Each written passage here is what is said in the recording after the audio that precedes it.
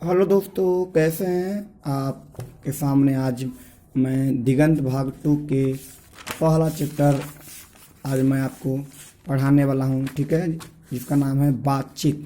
ठीक है, यह बालकृष्ण का इमेज थोड़ा आप देख सकते हैं। ठीक है, मैं इनके बारे में थोड़ा बताता हूं, उसके बाद मैं पाठ पढ़ते रहता हूं। ठीक है, सबसे पहले ध्यान दीजिएगा। ठीक है कि सबसे पहले इनका बारे में जान लेते हैं। बातचीत के लेखक कौन है? बातचीत के लेखक कौन है? बालकृष्ण भट्ट। बातचीत के लेखक कौन है?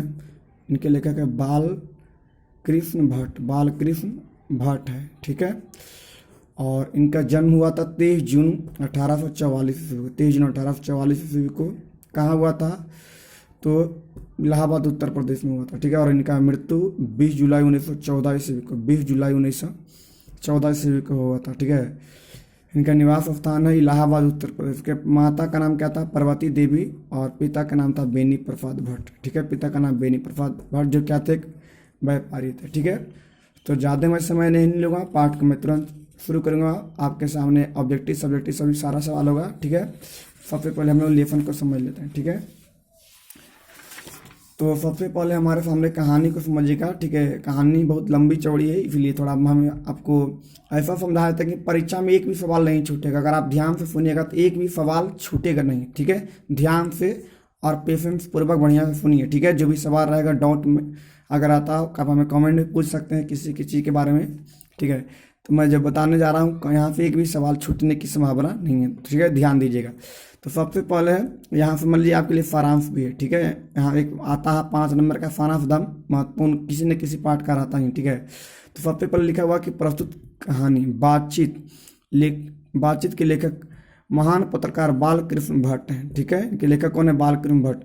बालकृष्ण भट्ट का आधुनिक हिंदी गद्य के निर्माताओं में नाम आता है। ठीक है, अगर पूछेगा कि मतलब इन्हें आधुनिक बता आधुनिक काल का इनको लेखक माना जाता है। ठीक है, बालकृष्ण भट्ट की बातचीत के निबंध के माध्यम से मनुष्य की ईश्वर द्वारा दी गई अनमोल वस्तु वाक शक्ति का सही इस्तेमाल करने को बताते हैं। ठीक है, अगर मतलब बातचीत क्या है, टॉपिक जो दिया गया है ये बातचीत है क्या? अगर बातचीत कौन सी बड़ी टॉपिक आपको लगता होगा कि ये क्या मतलब ये कौन सी चीज़ है? बातचीत करना तो आसान चीज़, लेकिन नहीं, हमें कहाँ पर क्या बोलना है, कैसे बोलना है और कितना बोलना है, जब तक आप सीख नहीं लेते हैं तब तक आप एक तरफ से आप एक सिंसियर व्यक्ति नहीं हैं। ठीक है, सिंसियर व्यक्ति वही होता है, बोलना फिर मायने नहीं रखता है। बच्चा तो जन्म लेता है और बोलने के लिए सीख ले जाता है, लेकिन कहाँ पर क्या बोलना है, कितना बोलना है, ये बहुत बड़ा मायने रखता है। ठीक है, चलिए आगे। यहाँ पर ही महान लेखक बताते हैं कि यदि मनुष्य में वाक शक्ति न होती तो हम नहीं जानते कि तो इस गूंगी सृष्टि का क्या हाल होता है। यानी कि कह रहे हैं कि जो हम लोग जो मनुष्य हैं वो सृष्टि यानी कि संसार जो दुनिया हम लोग से तो कुछ कहता नहीं, सृष्टि तो एक तरह गूंगी है। अगर लेखक कहते हैं अगर सोच लीजिए अगर हमें वाक शक्ति ना होती तो हम लोग नहीं जान पाते, हम लोग गूंगे अगर होते तो हम लोग नहीं जान पाते। हम लोग एक तरफ से कोने में चुप बैठे होते हैं, किसी से कोई मतलब नहीं रहता। जैसे बहुत सारे जानवर हैं, वो क्या होते हैं, उनके बात को कोई नहीं समझ पाता, तो वे हमें जो लगता है उसके अनुसार क्या करते हैं। आगे है कि सब लोग मान लुंज पूंज की अवस्था में कोने में बैठा दिए। लेखक कहते हैं अगर मनुष्य गूंगा होता, ठीक है, तो क्या होता है, सब मानव लुंज पूंज की अवस्था में कोने में क्या होता है, लगता है कि सब बैठे हुए हैं। लेखक बातचीत के विभिन्न तरीकों भी बताते हैं, जैसे घरेलू बातचीत, मन रमाने का ढंग वे बताते हैं कि जहां आदमी की अपनी जिंदगी मजेदार बनाने के लिए खाने पीने चलने फिरने आदि की जरूरत है, उसी प्रकार बातचीत का भी अत्यंत आवश्यक है। ठीक है, हमारे मन में जो कुछ गंदगी या धुआं जमा होता है वह बातचीत के जरिए भाप बनकर हमारे मन से बाहर निकल पड़ता है। इससे हमारा चित्त अर्थात मन हमारा हल्का और स्वच्छ हो जाता है। ठीक है, लेखक ने भी पूछा कि बातचीत से हमारा मन कैसा होता है, तो हल्का और स्वच्छ। ठीक है, हमारे जीवन में बातचीत का भी एक खास तरह का मजा होता है। यही नहीं, भट्ट जी बताते हैं कि जब मनुष्य बोलता नहीं तब तक उसका गुण और दोष प्रकट नहीं होता। ठीक है, एक महान विद्वान थे बेन जॉनसन, काफी इंपॉर्टेंट है। बेन जॉनसन का कहना कि बोलने से ही मनुष्य के रूप का सही साक्षात्कार होता है। अगर सचमुच आप मनुष्य हैं तो तभी पता चलेगा जब मनुष्य क्या होता है, बोलता है। जब तक मनुष्य बोलता नहीं तब तक उसके बारे में कह पाना कि कैसा मनुष्य है, अच्छा इंसान है, बुरा इंसान है, बताना अच्छा मतलब पॉसिबल नहीं है। वे कहते हैं कि चार से अधिक की बातचीत तो केवल राम और मोगल की होता है। लेखक कहते हैं कि जब तक दो व्यक्ति के बीच बातचीत होती है तो काम की बातें होती है, लेकिन जब तीन व्यक्ति जब आपस में बात करते हैं तो बातचीत की धारा बदल जाती है। और जब चार या चार से अधिक बातचीत होता है तो इस तरह के बातचीत को हम लोग इधर उधर की बातें बोलते हैं, अर्थात जिसे ही राम रमोवल कहा जाता है। ठीक है, यूरोप के लोगों को बातचीत करने का हुनर है, जिसे आर्ट ऑफ कन्वर्सेशन कहा जाता है। ये पूछा हुआ है कि सब्जेक्टिव सवाल में कि यूरोप के लोगों की बातचीत करने के तरीकों को क्या कहते हैं, आर्ट ऑफ कन्वर्सेशन। क्या कहता है, art of conversation. Balkrishna Bhatt उत्तम तरीका यह मानते हैं कि हम वाक शक्ति पैदा करें कि हम अपने आप से बात करें। लेखक कहते हैं हमें ऐसा बातचीत करना चाहिए जिसे लगे कि हम खुद से क्या कर रहे हैं, बातचीत।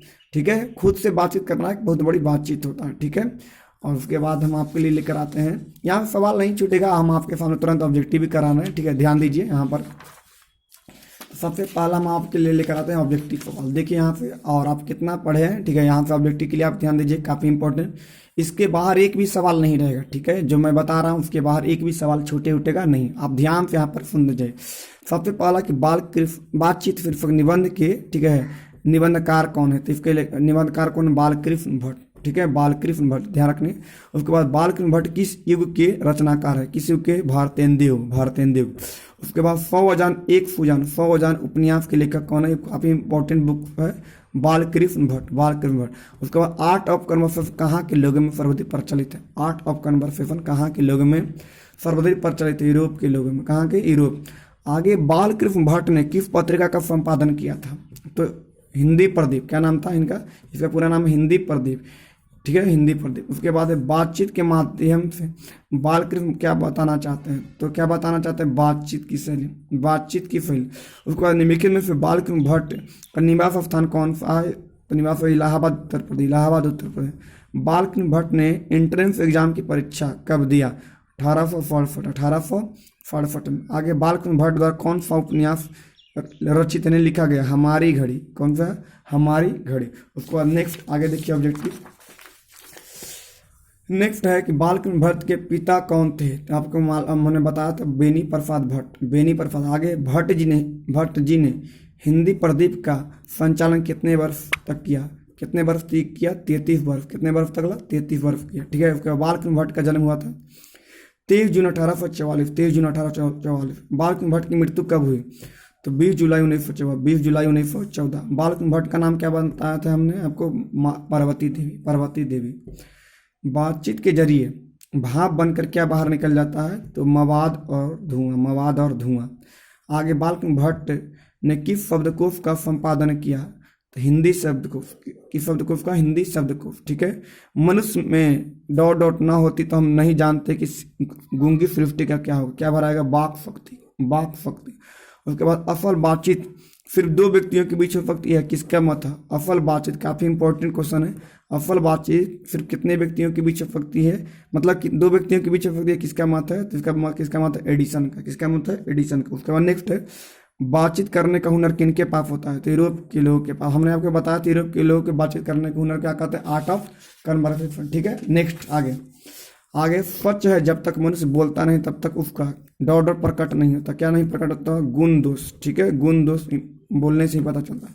आगे रॉबिन्सन क्रूसो कितने वर्षों तक मानव का मुख नहीं देखा था। ठीक है, नहीं देखा, कितने वर्ष, 16 वर्ष। उसके बाद हम आपको लेकर आए नेक्स्ट है सब्जेक्टिव सवाल आपके लिए। ठीक है, सब्जेक्टिव सवाल।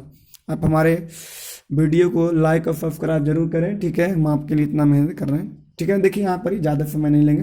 सबसे पहला हमारा सवाल है कि अगर हमें वाक शक्ति न होती तो क्या होता, काफ़ी इंपॉर्टेंट VBI सवाल हमने आपके लिए लिया है। ठीक है, कि अगर हमें वाक शक्ति, यानी कि मनुष्य को वाक शक्ति नहीं होती तो क्या होता। ठीक है, तो अगर हमें वाक शक्ति न होती तो यह समस्त सृष्टि गूंगी प्रतीत होती। ठीक है, सभी लोग चुपचाप बैठे रहते हैं।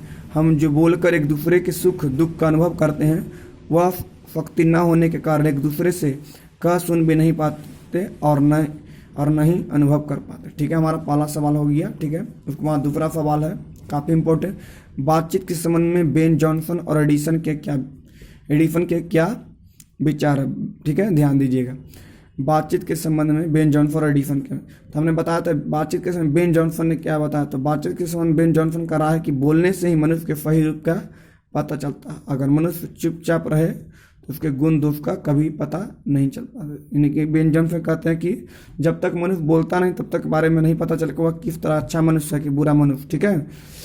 चुपचाप रहने से कुछ पता नहीं चलता। उसके बाद उसी तरह एडिसन का राय है कि असल बातचीत सिर्फ दो व्यक्तियों में हो सकती है, जिसका तात्पर्य हुआ कि जब दो आदमी होते हैं तब अपना दिल एक दूसरे के सामने खोलकर बात करते हैं, और जब तीन होते हैं तब दो बार कोसों की दूरी, मतलब तीसरे व्यक्ति के आने से क्या होता है बातचीत की धारा बदल जाती है।